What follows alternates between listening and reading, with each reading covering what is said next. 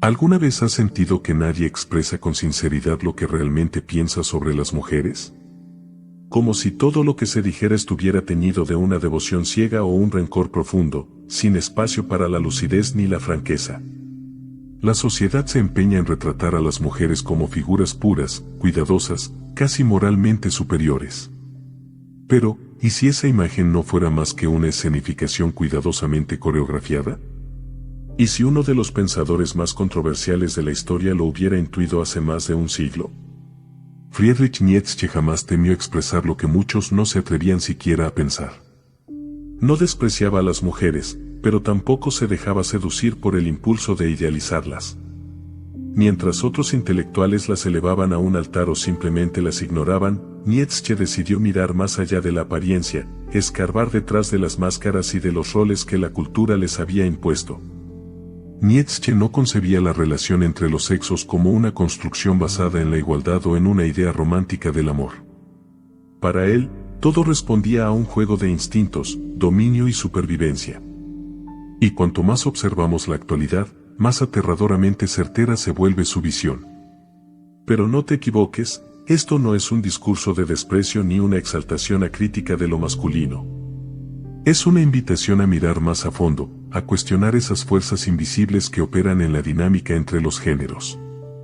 Antes de continuar, te invito a hacer el cambio hoy y observa cómo tu vida comienza a transformarse.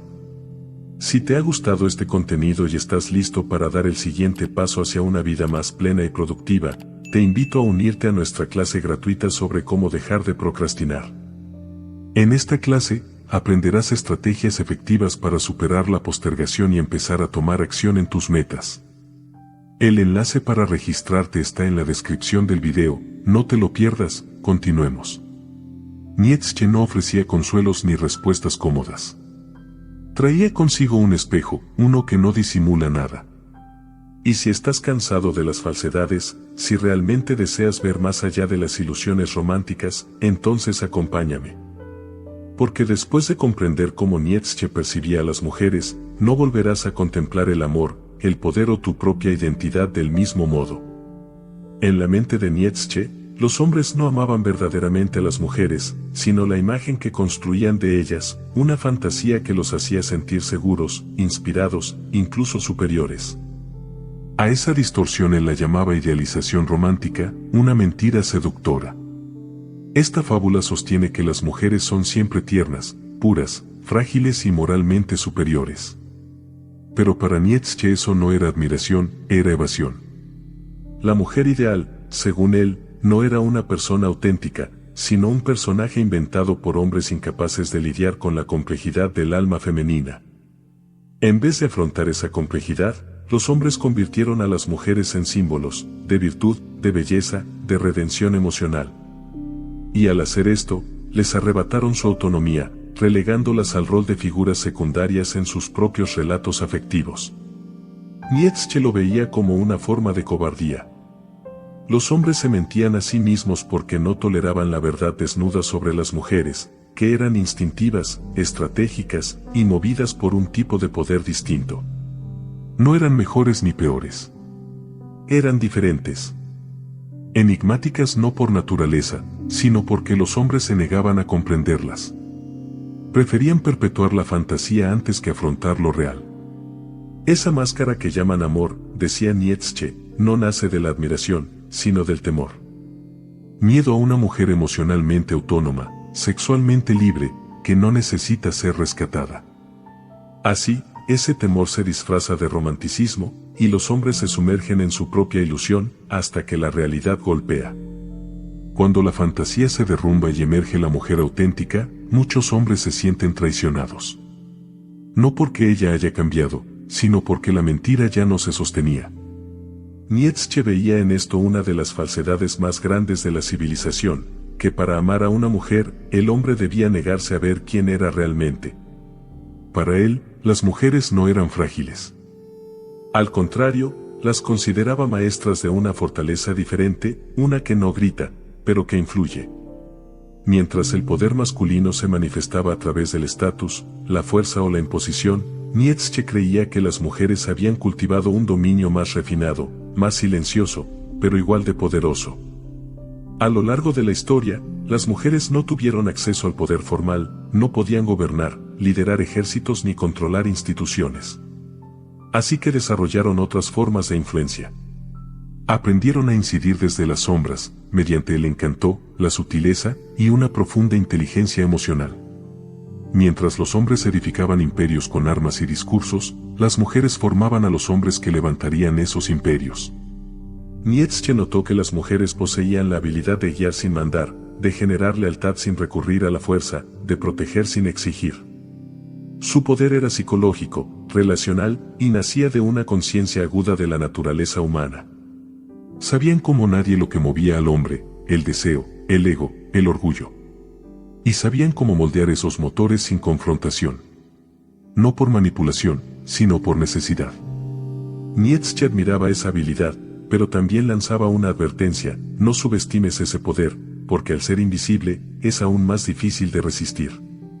Para él, las mujeres tenían un instinto estratégico, la capacidad de hacer que otros actúen sin saber que están siendo guiados.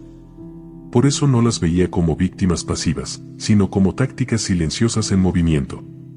Nada de esto era elogio vacío. Era una sacudida a las nociones ingenuas de su época. Donde otros veían debilidad, él percibía cálculo, intuición y una conciencia intensa de su impacto. Y no las culpaba por ello. Solo decía lo que nadie se atrevía a aceptar, que en las relaciones humanas, quien realmente tiene el control rara vez necesita levantar la voz.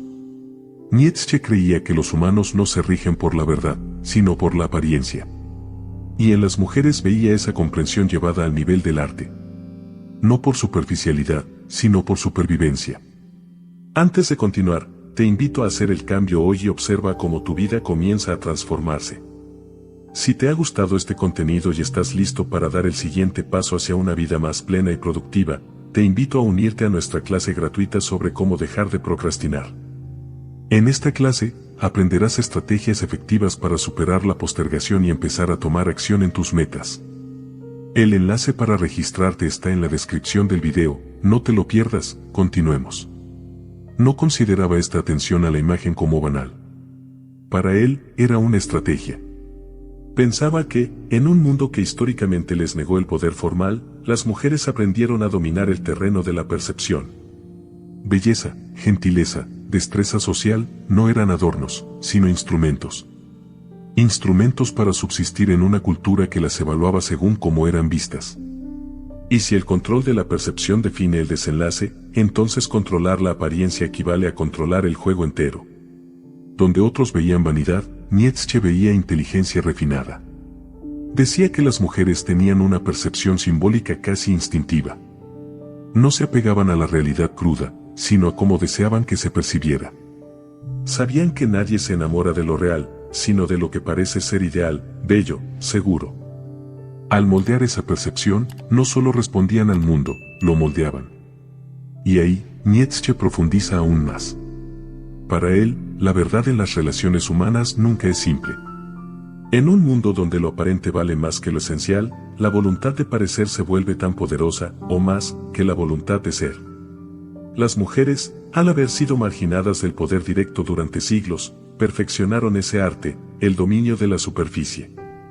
Nietzsche veía esto como una forma de genialidad silenciosa, una maestría que casi nadie reconoce, pero que lo gobierna todo desde abajo. No lo llamaba falsedad. Lo admiraba. Era una manera de moverse en un entorno hostil donde sobrevivir requería máscaras, presencia y actuación. Mientras muchos hombres confundían imagen con esencia, Nietzsche observaba que las mujeres distinguían ambas con precisión quirúrgica. Sabían que la máscara no era el rostro, pero también sabían cuánto importaba esa máscara. Para él, la manera en que las mujeres se presentan al mundo no es un acto trivial de vanidad. Es una jugada estratégica. El encanto, la gracia, la cortesía, la intuición, nada de eso es decoración. Es armadura.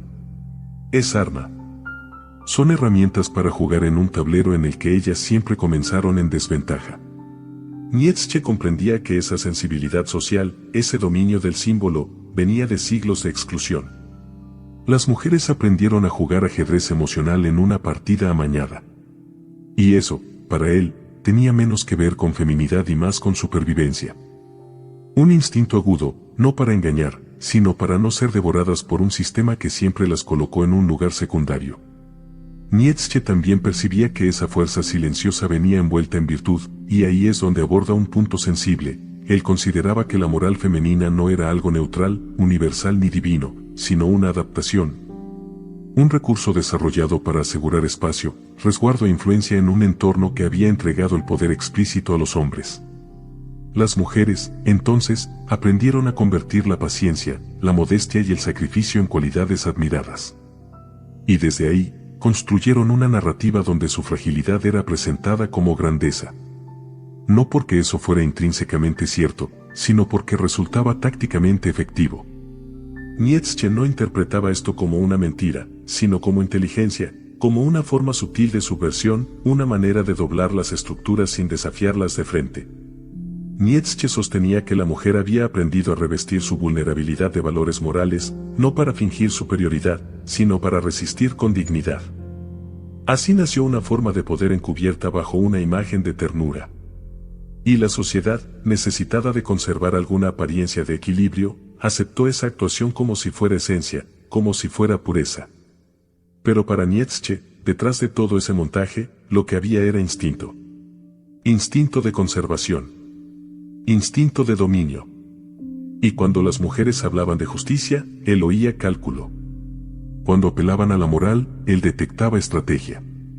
No por crueldad, sino por necesidad. La postura moral, según él, nunca fue imparcial. Era una representación. Un instrumento. Particularmente para las mujeres moldeadas durante siglos por la dependencia. Nietzsche pensaba que ellas habían aprendido a luchar mediante el silencio, las emociones, los valores.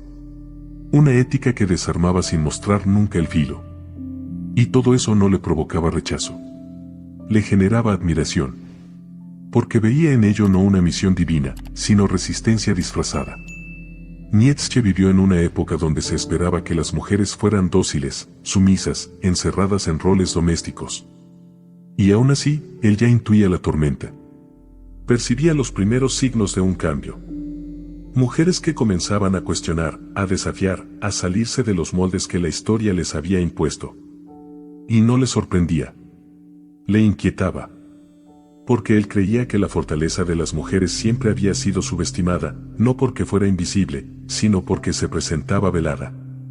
Su poder era sutil, indirecto, cubierto de suavidad. ¿Pero qué ocurre cuando ese poder ya no se oculta? ¿Qué sucede cuando las mujeres ya no necesitan a los hombres para protegerse, validarse o definirse? Nietzsche temía que la aparición de la mujer autosuficiente sacudiera los cimientos mismos de la sociedad. No porque pensara que las mujeres eran incapaces, sino porque creía que la mayoría de los hombres no estaban preparados. El varón promedio, educado para sentirse superior por defecto, se vería profundamente amenazado ante una mujer que ya no depende de su fuerza, de su ingreso o de su reconocimiento. Y esa amenaza no se manifestaría en forma de respeto, sino de resentimiento. Esto no era misoginia. Era advertencia. Nietzsche sabía que una mujer liberada de la subordinación se transformaba en una fuerza arrolladora. Ya no se limita a la manipulación emocional ni a una falsa superioridad moral. Se vuelve directa, firme, sin excusas. Se convierte en alguien que se define a sí misma. Y ese tipo de mujer, Nietzsche pensaba, atemoriza a un mundo construido sobre ficciones reconfortantes. Él no escribía esto para celebrar ni para condenar. Lo hacía como una señal de alarma. El porvenir no se construiría con equilibrio, sino con disrupción. La irrupción de la mujer independiente no traería armonía. Provocaría confrontación, incertidumbre, una dolorosa reconfiguración de la identidad para ambos géneros. Porque cuando las mujeres dejan de pedir permiso, el viejo orden pierde su control. Y para Nietzsche, eso era inevitable e irreversible. Él no escribía sobre las mujeres para desacreditarlas. Lo hacía para arrancar el velo de las ilusiones. Porque para él, la verdad era sagrada, incluso si resultaba incómoda. Pero lo que muchos malinterpretan es que su filosofía no se basaba en el rencor, sino en la lucidez. Y en esa claridad, Nietzsche vislumbraba una posibilidad. Una que superaba los interminables juegos de dependencia, manipulación y negación. Percibía la oportunidad de algo más elevado.